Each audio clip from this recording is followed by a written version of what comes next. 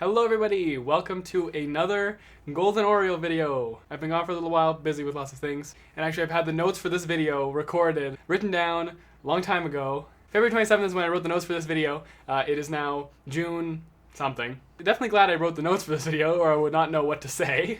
But today we're talking about Junji Ito and the manga that I started reading this year. I actually started reading his manga at the beginning of February with Uzumaki. Oh, also by the way, there's the stack. A nice stack. Started with Uzumaki at the beginning of the year. Actually a recommendation by Paperback Dreams. Heard of the book before. My girlfriend actually had read a little bit of it. Almost actually the whole thing. And so I decided to pick it up. And then the next month I've read pretty much just Junji Ito, one after another. All the books that I could find on Amazon at least. All the way from Uzumaki to his newest one, which is No Longer Human.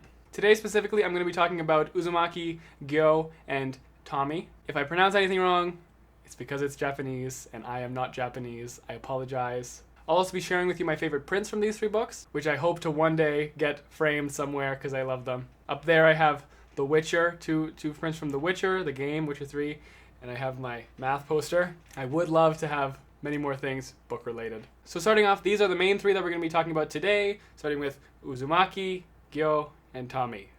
I said the wrong ones, didn't I? Uzumaki, Gyo, and Tomie. Of course, major spoilers for all of Junji Ito's work ahead, okay?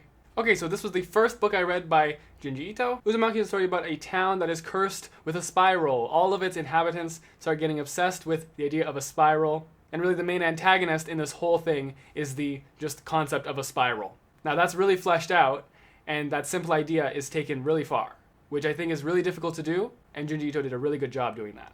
This is, of course, very weird, very creepy. There's so many cool, twisted, spiral-inspired imagery in this. I think he really took the idea of a spiral and really went somewhere with it. I don't know how to hold the book up like this, I guess.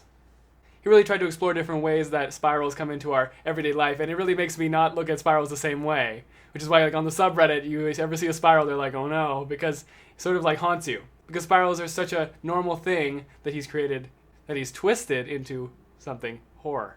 My favorite part of this book was when the people started turning into snails, and when they started eating the snails. I just thought that was really cool. Everything in these people's lives revolved around the spiral, even the food they ate.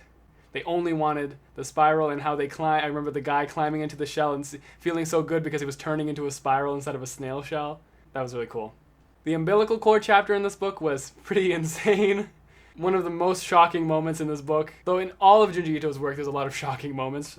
Shocking moments that I really feel like I don't get from many other things I read. There's a chapter called Medusa, which I felt like it lost me a little bit there. It was the chapter where the hair started battling each other. I understand there's a lot of spirals in hair, and so that's where Junji Ito decided to take it. But I felt like the structure of the curse started losing its shape a little bit there. The exact powers of this spiral curse is never really explained, and that's part of this kind of horror, I understand. But I think in that chapter specifically, it took it just a little bit too far into, okay, why can't I do that? I don't know. Sure. The ending of the book was very satisfying and very interesting. It isn't just a simple, our characters escape and everything's good. The idea of a spiral is that it keeps bringing you in. And of course, so the ending of the story happens at the center of the spiral. I love how the old houses were tied in to the end of the book. And I particularly love the fantasy mystery at the end there, where you see these aliens, this alien structure underground. That's really, really cool. It's one of my favorite panels from the book. For me, I was not entirely impressed about how horrifying it is, although for me, I feel like it's kind of hard to impress me about being horrified by something. Not that I have had that much experience with horrifying horror. It's just to satisfy me with the horror and to impress me with the horror are two completely different things. Okay, it's getting a little bit heavy to hold the book up, so I'm going to put it on my lap now. There was one scene, I'll put the picture on screen now. I can never look at spinach twisters the same way ever again. And I like spinach twisters. I still eat spinach twisters, but I do think about this book every time I see them now. One interesting thing about the book is that everybody does seem to kind of carry on with their normal lives throughout the chapters. I'm not really sure. I can't really remember quite exactly how the structure of time passes in the book. Between each chapter, some time does pass, and it seems like people kind of forget about this thing going on. Would want to just start to carry on with their normal lives to try to bring back that comfort. Maybe that's something that is part of the power of the spiral, right? It lures them in, doesn't let them go out anywhere, doesn't let them reach out for help. But it feels like after a boy turns into a snail, I feel like the government should show up somehow, right? And take the boy and stuff like that. Like that's just one example, but so many other weird things happened, and like people just sort of like, okay, well, keep going. Anyways, that's everything for Uzumaki. Now I'm going to show you some of my favorite panels. For some reason, actually, I only have one panel marked in this book right here. Not sure why. I thought I had more panels marked. 600 and 601. Page 600 and 601 is this on screen right now, and yeah, I love that. I'm hoping to get that framed as a big double print. Okay, the next book we're talking about is Gyo. This is the second book that I read in this series. Not like series, but like this set of books by Junji Ito. This book is, I feel, more horrific than Uzumaki. However, since it is the shortest book in this collection, I do feel that some of the story elements were definitely lacking. The explanation for the machines doesn't feel super fleshed out. Gyo is a story about sea creatures that start walking out from the sea. They grow legs, and they just walk right up. They're all actually dead, and they produce this gas that powers the machine that's walking them out. And it's about the destruction of this city, and I think the whole world, because of all these creatures that are walking out of the ocean, like fish and sharks and whales that are coming out and just killing. There are some unanswered questions that we have at the end of this novel. Like, how many people exactly were surviving around all these machines taking over? Like, why were some people targeted and some people weren't targeted by the machines? Also, some people were still conscious even though they were blown up with gas. Like, how is that happening? Is the gas also somehow keeping them alive? And what actually caused these machines to come up out of the water in the first place? I don't understand why they were there. That's explained. But what made them come up right now? If I'm missing something there that's actually explained, then please tell me. The ending for this novel kind of hit me really fast. I didn't realize it was the end until it was the last page and it was over. It did feel like there was a little bit more that had to be said. But at the same time, it's the author's decision to end it where it was, and I don't think it's terrible how it ended. And I like, in fact, I don't think the ending is bad. I just think there is more that could have been said, and it would have been. I feel it would have been worth it to continue a little longer and say a little bit more. This is still definitely a worthwhile read. I think all of Junji Ito's work is a worthwhile read. I don't think I finished any story and felt like I wasted my time. So don't get me wrong here and saying all these bad things about Gyo. It is an interesting story. It has a lot of really cool moments. My favorite part is when all the animals finally start actually coming up other than just like fish. See, like here. How can this person still be conscious? You know, they're blown up. How is that even possible? Anyways, that leads me into my favorite panel, which is on page 66 of this book. It kind of surprises you. You don't realize that other animals are also going to be coming out. So right now it's the shark that's coming out. Because I think up until this point it was just fish coming out of the water. And then all of a sudden it's a giant shark that's attacking people. There is another panel with a whale that comes out. But I don't really know. There we go. I found it. So it's on page 165. This is a scene where the whale comes out. And that's also a really cool page. Okay, that's everything for Gyo. Next, we're moving on to Tomie. Before I show the book, I just want to show my shirt. It is Tomie. There we go. Got that on AliExpress. I will definitely not be holding up this book for the whole time because it's the biggest one and it's the heaviest one, of course. But this is Tomie by Junji Ito. The first chapter, confusing. For some reason, I had to read it twice. When I read it originally, I had to read it twice. So many names are thrown at you, and none of them really matter. And this is actually a theme that continues throughout the whole book, is that no one character really matters. Because this story is about Tomie, and it jumps around a lot. So I think the first chapter is actually really good at setting up this idea, which is carried out through the whole book. It's done really well. It just confused me to start with. This is my favorite book in the series. At the beginning, this is noticeably his early work. Not to say the art wasn't amazing, it just is different than the rest of them. Tomie is never really meant to be a likable character because you get to see her die over and over again. You like to see the situations that Tomie gets herself in because you hate her. She's a really mean character. But that's okay because the whole book is about her getting murdered. You really love to hate Tomie in this book. And you love to see her get what she deserves after every story. This is not one continuous story. This is a large collection of smaller stories where some of them are strung together. And each story really does have its own unique spin on the basic premise. I feel it really doesn't get old very fast. And since you know what's going to happen to Tomie throughout the whole story, you can actually sort of let Tomie go and focus more on the side characters that you meet. You don't have to worry about Tomie, about what's going to happen to her, because you know what's going to happen to her. She's going to die.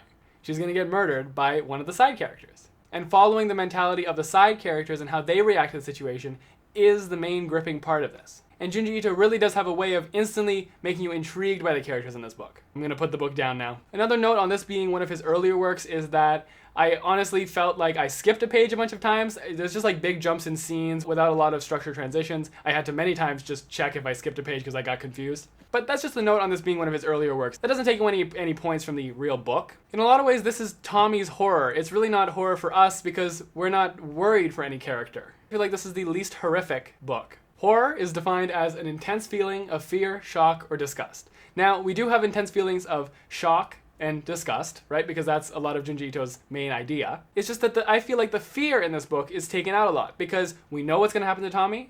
We know what's going to happen to the characters. I don't think that's a negative at all. I feel like it lets you relax more while you're reading the story.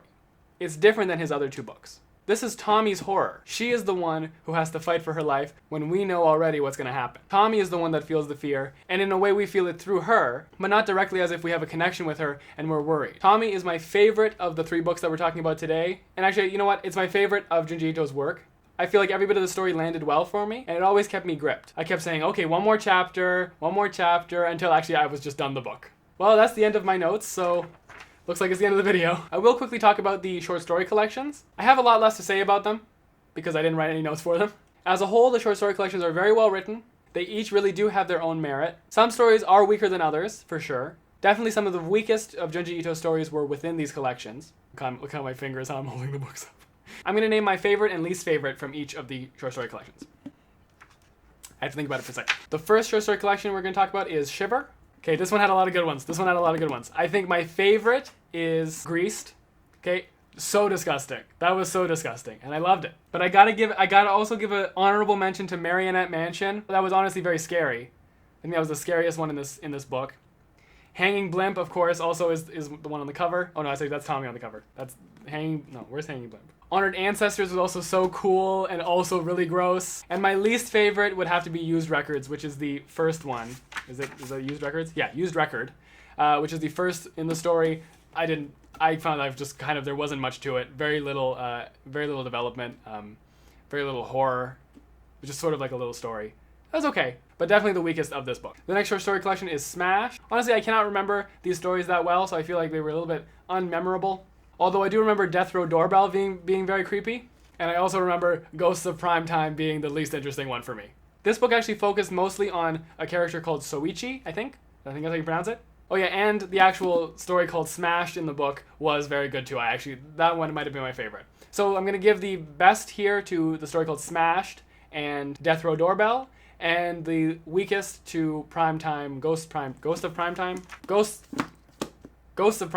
The next short story collection we're going to talk about is Frankenstein. Without a doubt, the main attraction of this one is the story Frankenstein, which I think was done amazingly. I loved it. It does get some help because, of course, Frankenstein is not written by Junji Ito. It's written by someone else. I forget her name right now on screen. But his portrayal of it was really, really well done. Definitely my favorite part of this one. Honestly, I can't remember being unsatisfied with any stories in here. I'm not going to name a weakest one for this one, just because I can't confidently give an answer for that. This one's actually, I'm going to reread this one soon. Actually, you know what?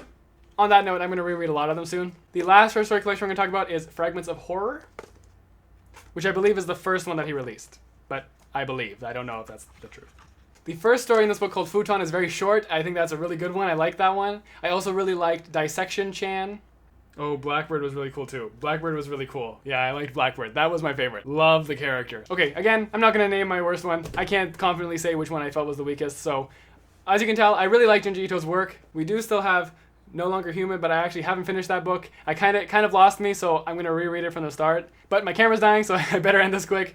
All in all, I'm a big fan of Junji Ito now. After looking at his work here for a little bit, I do plan on revisiting it. It has definitely helped me with my Goodreads goal, reading these books. But yeah, so that's everything for this video. Thank you so much for watching. Let me know down below what you think about all this stuff down here, because I'm assuming you've read these books if you're watching this video, because I did give some spoilers. So give me your opinions down below about all these books, or whichever one you have a strong opinion about, or weak opinion. Any kind of opinion. Why am I specifying? But anyways, that's everything for this video. Thank you so much. Leave a like if you enjoyed the video. Subscribe if you want to see more book-related content. I might also do some programming-related content or game-related content. We'll see. Anyways, thank you so much for watching. I'll see you guys in the next video. Bye. Bye-bye. Also, check out my last video about the You books, because I didn't get very many views. So check it out if you like the show You. I did a big discussion about the first book and the Season 1, Season 2 of the show. Okay, bye, everybody. Bye.